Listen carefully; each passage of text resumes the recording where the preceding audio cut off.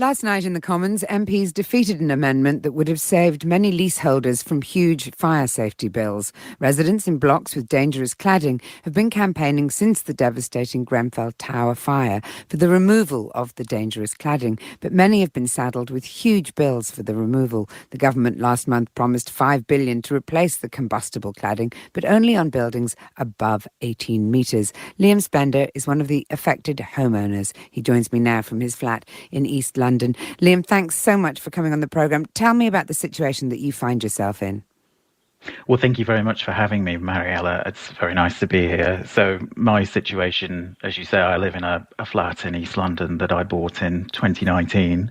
It has high pressure laminate cladding, so non-ACM cladding, and the building I live in is about 14 metres tall. So we're looking at being forced to take a loan to pay for removal of that cladding, and potentially tens of thousands in extra costs for any internal fire safety defects, which there's no taxpayer support available for at all. And Liam, why this a difference between buildings over 18 metres and under 18 metres? Why would you be penalised for a few metres? What's the distinction? Well, the government claims it's to do with risk. They say buildings above 18 metres are at higher risk, but in reality, it's a situation entirely of the government's making. So they've issued these things called advice notes, which direct the owners of buildings of all heights to take this cladding off, but they only want to pay for half the problem, which is the above 18 metres problem. So it's a mess of their own creation, and it seems to be a distinction that's been imposed more to save money than to actually deal with any risk. The cladding's the same whether it's on a building above 18 metres or below 18 metres. The government's put $5 billion towards replacing combustible cladding, which was a substantial change in their approach. But why isn't that enough? Is it because of this distinction between the 18 metres buildings? It's partly that. It's mostly to do with the fact that the estimated bill is 15 billion.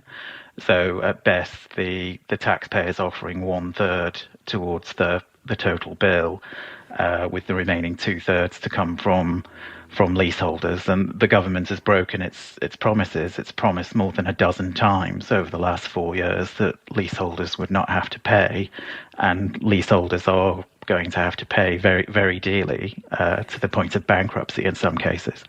Liam, what does it mean for you personally in terms of the kind of amounts of money that are going to be required? Well, I mean, the building I live in, we're in a state of limbo. So theoretically, the works to remove cladding, an engineer's been and looked at them and said the cladding doesn't need to be removed, but the freeholder is forcing us, so the owner of the building is forcing us to pay to remove the cladding. So we don't know what the costs will be. The absolute worst case scenario for me, if there are tens of thousands of pounds of costs to remediate the internal safety defects, is I don't have that money, and I'm a solicitor, so if I'm made bankrupt, I could potentially lose both my home and my job in the absolute worst case scenario. We certainly hope it doesn't come to that. I mean, this vote last night, if won, would have stopped building owners passing on the cost of fixing defects. So where next for the campaign? What are you asking the government for?